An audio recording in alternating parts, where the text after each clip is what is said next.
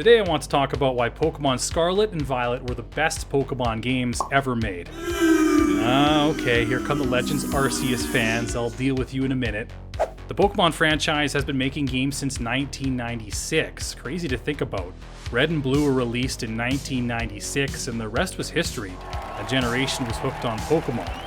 Now, Pokemon has of course released many games, a lot of spin-offs that wouldn't be considered their mainstream games, but in terms of their flagship games, they've had 9 generations, Scarlet and Violet being the most recent, so the new games have a lot of competition. What do I think separates Scarlet and Violet? First and foremost, this is the most you've ever been able to customize your Pokemon for your journey. What do I mean by that? Well, you can literally put a power band on your Pokemon right when you get through the gates of Mesagosa and start souping up your stats. You also get access to a lot of items early in the game, definitely more than usual.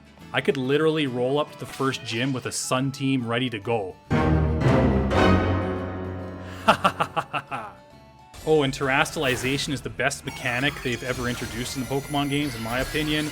I wasn't sure about it at first. What are these giant hats and why are they on my Pokemon? Get it off! But after playing through the games, I love that you can make any Pokemon feel special and increase its power, or change types to gain the advantage with a Terra Blast or dodging a super effective hit.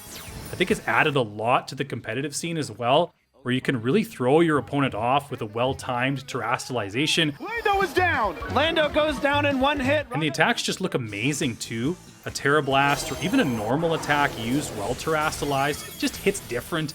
The sparkles flying away from the Pokemon you're attacking. When you can launch one of those at an opposing Pokemon, it's a satisfying feeling.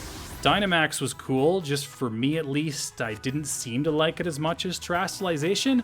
I know a lot of people like Mega Evolution, which was introduced in Pokemon X and Y, for good reason, but the fact that there just aren't that many Megas out there really limits it. So yeah, Terastalization takes the crown for me.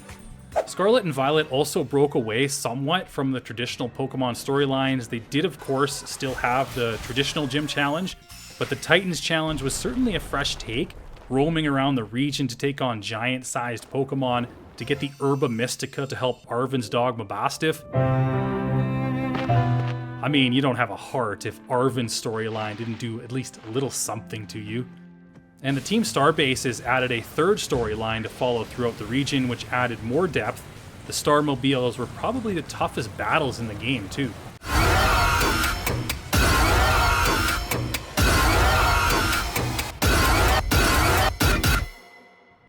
That's a clip from the All Heart Squad's journey. If you haven't seen it, you can check it out on the channel. It's a story about a hog with a big heart. But yeah, back to Scarlet and Violet.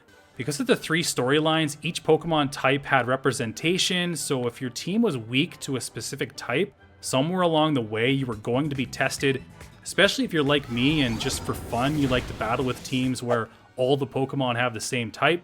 So yeah, there was a lot to work through in this game. It was also the first ever truly open world Pokemon game. You could pretty much go anywhere you wanted at any time. Now that did present some problems, like potentially being massively underleveled or overleveled for certain battles. But overall, the ability to navigate a Pokemon game in an open world concept took Scarlet and Violet to another level, no doubt about it. Oh, I feel like getting an Ice-type Pokemon, let's head that way. I want to go look for a shiny Lechonk, let's head over here. Now I feel like, oh, there's a cave, let's go inside and explore. Ah, maybe not. Okay, not right now. You get what I'm saying though? You could play the game however you wanted, and that was a great experience. There was a ton of replayability with Scarlet and Violet. Because of the depth of the game, you could run through the game in a number of different ways with different teams. But Matt, the graphics were terrible. Well, in some ways they were with the bugs and the glitches, but we'll get into that in another video where I talk about some of the areas where Pokemon Scarlet and Violet fell short, because it's not a perfect game. But yeah, it has bugs like the robot kids in the school, and I don't think solid land is supposed to move like that. But I also feel the game looked fantastic at times too. Some of the settings around the region were beautiful. Going over a ridge, over the water, or a beam between 2 cliffs, the torches in the caves.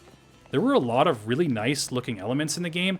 If you can't look past the bugs or frame drops, then that's fine, but I'll point out that there's other Pokemon games in 2D, gang, okay? And you couldn't even turn your gosh darn camera from side to side until Gen 9. Felt like I could see for the first time in Scarlet and Violet. Okay, Legends Arceus, because I know there are a lot of fans of the franchise that are big on that one, and I like it too. But where are the battles? They simply come far too infrequently for me. I'm like Nimona, man. I need some battling and team building in my life. If I'm just running around and chucking Pokeballs, it gets a bit dry after a few regions. For me at least, a big part of the allure in catching a Pokemon is the potential of using it in battle. If I'm not doing that, I'm not that excited about catching it. Now, I will say the catching mechanics were far better in Legends Arceus. It made the wild catching aspect of the game a lot more fun, and I hope they bring that aspect forward in future Pokemon games. Just give me a little more battling, please. But Scarlet and Violet clears Arceus in so many other ways that, for me at least, makes it the better game. More new Pokemon, a more expansive world, an open world game, online battling content. It's just got a lot more going for it. I can tell you that I've sunk a lot more hours into Scarlet and Violet than I have into Legends Arceus. I think the crux of the issue for the Pokemon Company is that they have one group of fans that likes to catch and collect Pokemon, and another group of fans that likes to team build and battle with Pokemon, and then kind of have some that kind of meet in the middle a little bit. Now we could go back to Sun and Moon, X and Y, Black and White, Sword and Shield, but I just think Scarlet and Violet offers a lot more than those games. Even Red and Blue, it's iconic, and I'm loyal to the original, and there was a certain charm in grinding out levels on a Magikarp without experience share, but there's just way more quality of life improvements in the new games, and obviously technological advancements have made a big impact on how the games can look now. So yeah, I loved Pokemon Scarlet and Violet. It's the kind of game that when I was just a little Bellsprout playing Pokemon Red and Blue that I could only see in my imagination. But it's just my opinion, and let me know what you think, and I'll see you on the next one.